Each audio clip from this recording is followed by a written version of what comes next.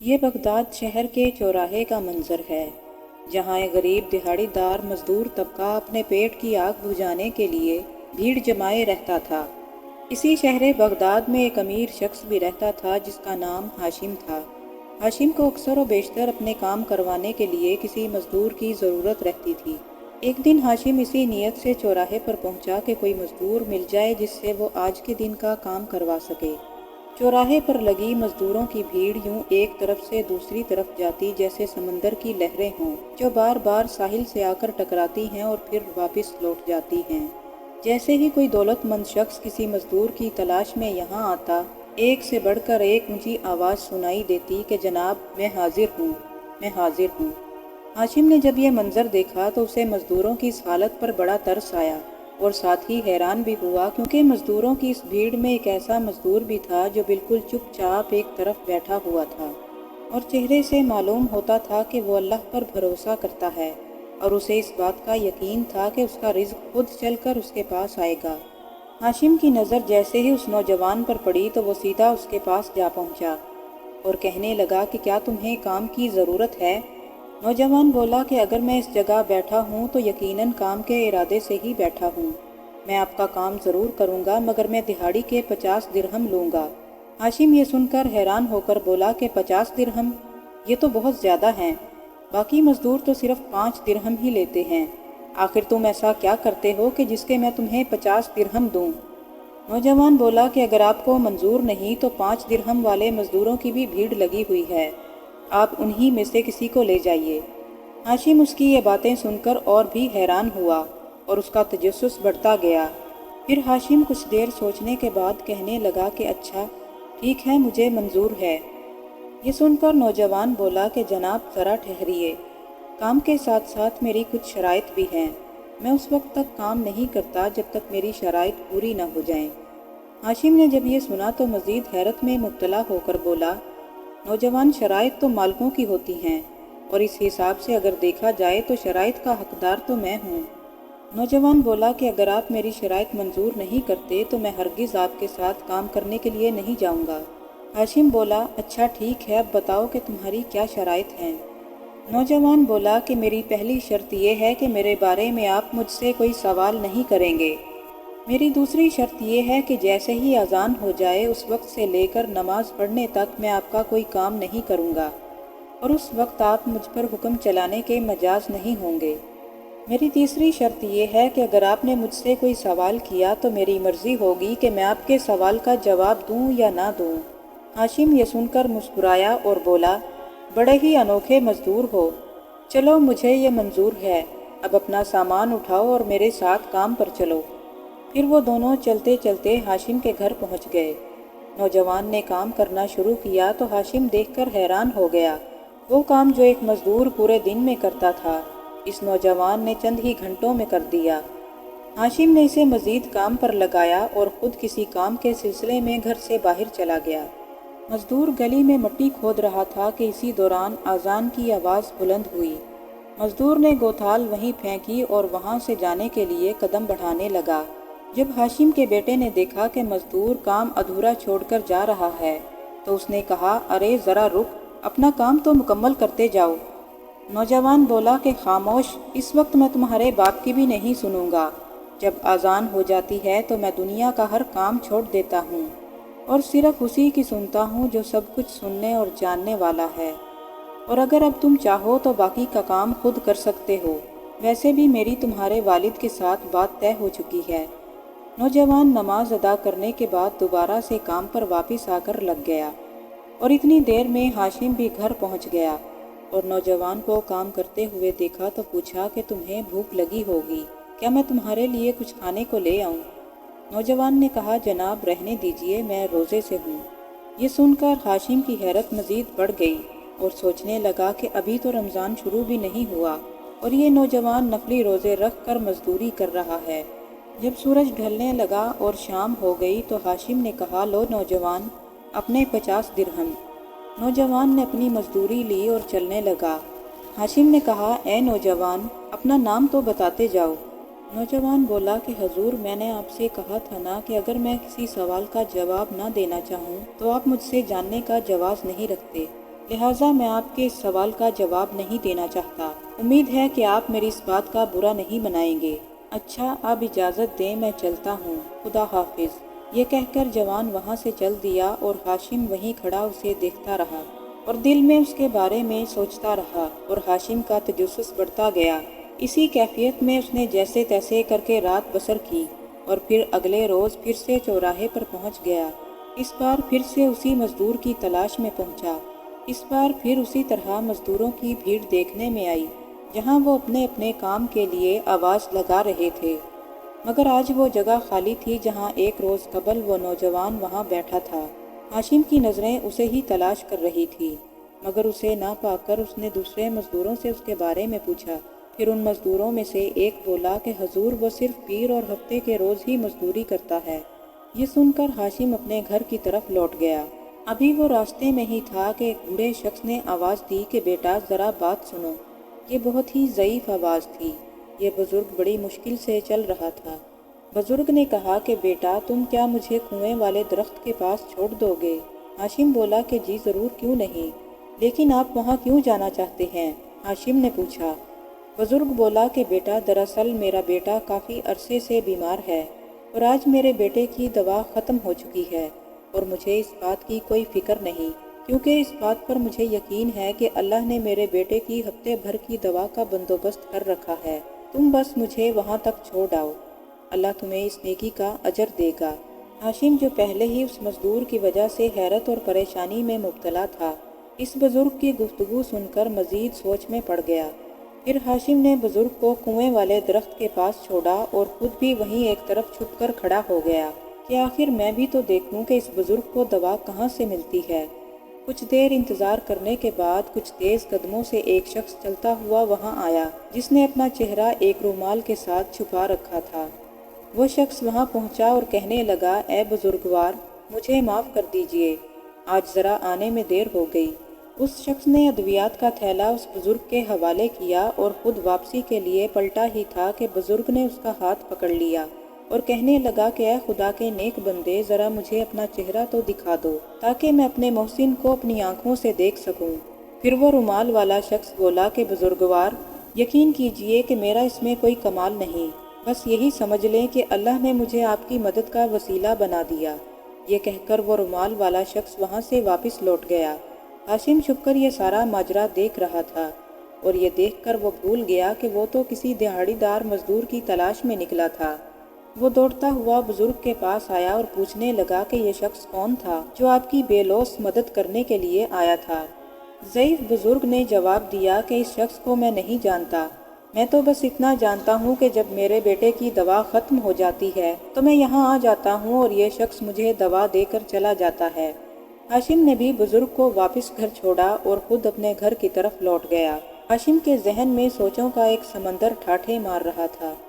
پھر اگلے روز ہاشم پھر سے چوراہے پر اس مزدور کی تلاش میں نکلا۔ اس نے وہاں مزدور کو نہ پایا۔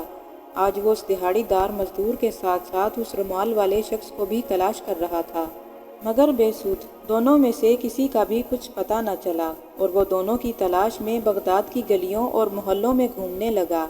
اسی دوران چلتے چلتے اسے محسوس ہوا کہ کسی گھر سے بچوں کے چیخنے اور چلانے کی آوازیں آ رہی ہیں اور ماں ان بچوں کو بہلا رہی ہے اور بار بار کہہ رہی ہے کہ فکر نہ کرو، وہ ابھی آتا ہی ہوگا۔ ہاشم وہاں کھڑا ہو کر یہ ساری باتیں سن رہا تھا کہ اچانک ایک گھوڑ سوار ہفتے بھر کا راشن لے کر اس گھر میں داخل ہوا۔ یہ وہی رومال والا شخص تھا۔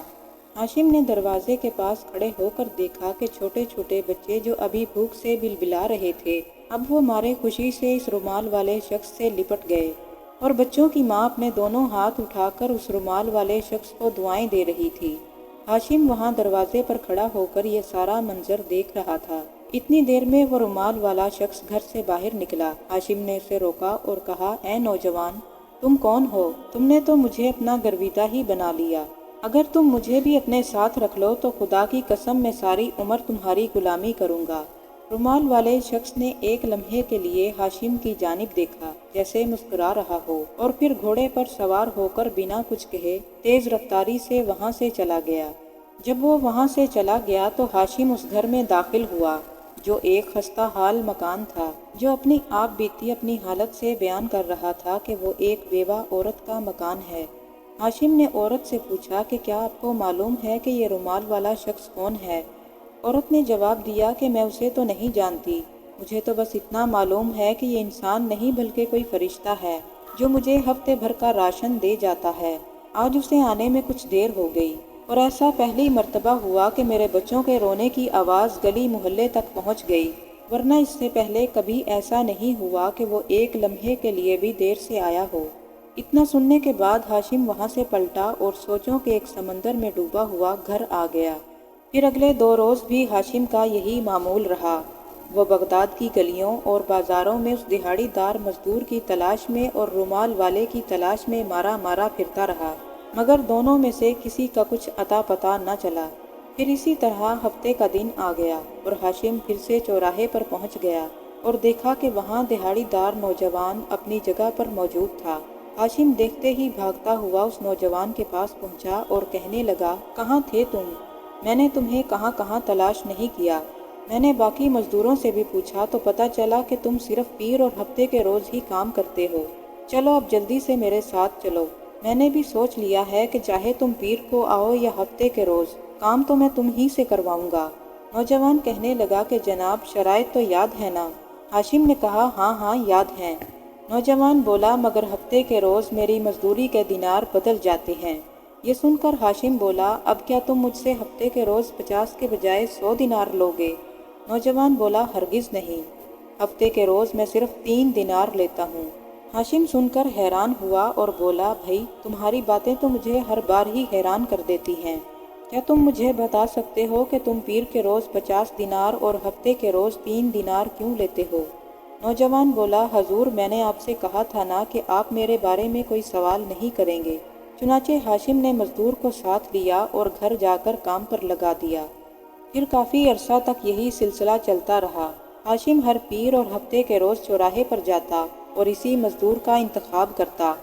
بغداد کی گلیوں میں اکثر پھرتے پھراتے ہاشم کو وہ رومال والا شخص بھی نظر آ جاتا اور ہر بار وہ رومال والے شخص کو کسی مجبور کی مدد کرتے ہوئے پاتا۔ ہاشم نے کئی بار اسے روک کر اس کے بارے میں جاننے کی کوشش کی، مگر ہر بار وہ شخص کچھ دیر ہاشم کو دیکھنے کے بعد وہاں سے چلا جاتا۔ پھر جب پیر کے روز ہاشم اسی دہاڑی دار مزدور کو لینے کے لیے چوراہے پر پہنچا تو اس نے وہاں اسے نہ پایا۔ تو پھر اس نے دوسرے مزدوروں سے پوچھا تو پتہ چلا کہ وہ آج نہیں آیا۔ ہاشم نے پوچھا کہ کیوں نہیں آیا؟ مزدوروں نے جواب دیا کہ حضور وہ آج بیمار ہے اور اس نے آپ کے لیے ایک پیغام بھیجا ہے کہ فلاں گلی کی نکڑ پر میرا غریب خانہ ہے اور اس نے کہا تھا کہ وہ وہاں آپ کا انتظار کرے گا۔ ہاشم نے اس کے بتائے ہوئے پتے پر پہنچ کر دروازے پر دستک دی۔ اندر سے آواز آئی، حضور اندر آ جائیے، دروازہ کھلا ہے۔ ہاشم جب اندر داخل ہوا تو اس نے دیکھا کہ اس مزدور کی حالت غیر ہے اور جسم کانپ رہا تھا۔ نوجوان نے کہا کہ حضور موت برحق ہے، کوئی نہیں جانتا کہ کب آ جائے، مجھے لگتا ہے کہ اب میرا وقت آن پہنچا ہے۔ اگر آج رات میرا انتقال ہو جائے تو میری آپ سے گزارش ہے کہ میرے مرنے کے بعد میرے 1-2 کام کر دیجئے گا، اللہ آپ کو اس کا اجر دے گا۔ یہ کہہ کر اس نے پاس ہی پڑے ایک صندوق کو کھولا اور اس میں سے پیتل کی ہنڈیا نکالی جس کا ڈھکن بند تھا۔ نوجوان نے وہ ہنڈیا ہاشم کو دی اور کہا، حضور بغداد کے چوراہے کے قریب ہی ایک کنویں کے پاس درخت ہے، یہ ہنڈیا لے جا کر آپ اس درخت کے نیچے کھڑے ہو جانا اور تب تک وہاں کھڑے رہنا جب تک ایک سفید داڑھی والے بزرگ وہاں نہ آ جائیں۔ وہ آپ سے اس ہنڈیا کے بارے میں پوچھیں گے، آپ یہ ہنڈیا اسے دے دینا۔ اور پھر ساتھ میں ایک انگوٹھی بھی ہاشم کو نکال کر دی اور کہا کہ حضور یہ انگوٹھی خلیفہ کی امانت ہے، آپ اس انگوٹھی کو خلیفہ تک پہنچا دینا۔ میں جانتا ہوں کہ خلیفہ تک پہنچنا آسان نہیں، کیونکہ آخر کار وہ خلیفہ ہے۔ پھر کہنے لگا کہ جب میری وفات ہو جائے تو میرے جسم کو باہر گلی میں رکھ دینا، میرے کفن دفن کا انتظام ہو جائے گا۔ ہاشم نے اس نوجوان سے وعدہ کیا کہ وہ ایسا ہی کرے گا۔ پھر نوجوان سے ہنڈیا اور انگوٹھی لینے کے بعد ہاشم نے کہا کہ نوجوان، کہ تم نے میرے سوالوں کے جواب نہیں دیے، تم کون ہو؟ پیر والے روز تم 50 درہم اور ہفتے کے روز تم 3 درہم کیوں لیتے ہو؟ نوجوان بولا کہ حضور اگر آپ نے میرے مرنے کے بعد میرے یہ کام کر دیے تو آپ کو تمام سوالوں کے جواب مل جائیں گے۔ یہ کہنے کے بعد نوجوان نے کہا کہ اب مجھے اکیلا چھوڑ دیں، میں اپنے اللہ کے ساتھ کچھ باتیں کرنا چاہتا ہوں، آج رات میں نے اپنے رب کو راضی کرنا ہے۔ ہاشم کہنے لگا کہ میں تمہیں اس حال میں کیسے اکیلا چھوڑ دوں، مگر نوجوان کے اصرار کرنے پر ہاشم وہاں سے چلا آیا، اور اس رات ہاشم بہت ہی بے چین رہا اور ہر لمحے اسی کے متعلق سوچتا رہا، اور پھر اسی طرح رات گزر گئی۔ جب صبح ہوئی تو اس نے فوراً نوجوان کے گھر کا رخ کیا۔